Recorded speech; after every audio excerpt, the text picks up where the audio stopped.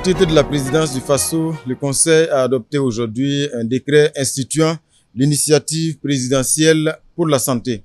Ce qu'il faut dire ici, c'est que c'est la matérialisation de la vision du président du FASO et surtout sa volonté résolue d'apporter des réponses pertinentes et dans les meilleurs délais à un certain nombre d'insuffisances en termes de qualité et d'offre de soins au Burkina Faso, des insuffisances qui sont en lien d'une part avec les plateaux techniques, mais d'autre part également avec l'indisponibilité, par exemple, de produits sanguins au niveau donc des services déconcentrés. Tout cela étant à l'origine donc de beaucoup d'évacuations sanitaires.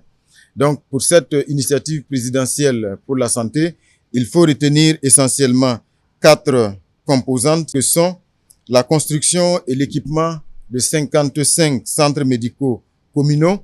Et concrètement, cette composante-là consiste donc en la transformation de 55 centres de santé et de promotion sociale en centres médicaux communaux dans les 13 régions du Burkina Faso. Ce qu'il faut également souligner, c'est que jusqu'à présent, ces centres de santé et de promotion sociale étaient donc dirigés par des infirmiers chefs de poste. Et en outre, il y a aussi au niveau infrastructurel un certain nombre de difficultés liées notamment donc à la vétusté des locaux et surtout à la disposition assez éparse au sein des CSPS des différents bâtiments. À travers l'initiative présidentielle pour la santé, il s'agira de construire à court et à moyen terme des bâtiments juxtaposés et surtout des bâtiments à niveau et en 2 phases. La juxtaposition ayant pour objectif de permettre une meilleure coordination des soins. Il sera également affecté dans ces centres médicaux communaux des médecins généralistes, du personnel de laboratoire et des spécialistes pour l'imagerie médicale et du personnel de soutien pour la maintenance. La deuxième composante de cette initiative majeure, c'est la construction et l'équipement de 5 services d'anesthésie et réanimation dans les hôpitaux. Ce pan de l'initiative vise à doter les centres hospitaliers, universitaires et régionaux dont le service d'anesthésie et réanimation n'existe pas ou manque d'un certain nombre d'équipements médico-techniques pour assurer une certaine autonomie à ces hôpitaux et réduire ainsi les évacuations sanitaires. Ce qu'il faut également indiquer comme composante, notamment la 3e composante, c'est la création d'un institut du cœur au sein du centre hospitalier universitaire de Tengango. Et la 4e composante consiste donc à rendre disponible le diagnostic moléculaire du cancer du sein. Ce qu'il faut indiquer également, c'est que à terme, véritablement, cette initiative devrait aboutir à la modernisation et à l'accroissement de la capacité des infrastructures sanitaires,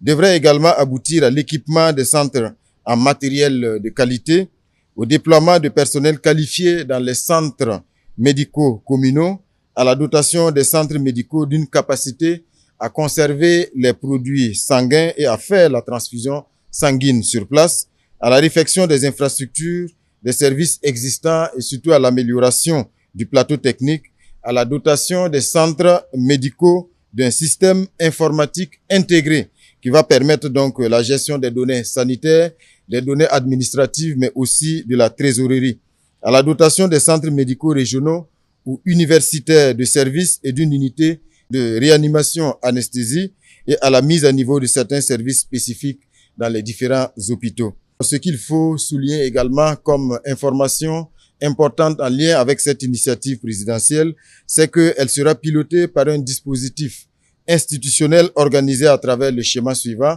notamment donc un comité national de pilotage chargé de l'orientation stratégique de l'initiative, une cellule de coordination technique qui aura la charge de la préparation des travaux du comité de pilotage et enfin des comités locaux de mise en œuvre qui seront donc mis en place au niveau des communes et des arrondissements afin donc d'assurer et d'œuvrer à l'efficacité, à l'aboutissement efficace et à la réalisation donc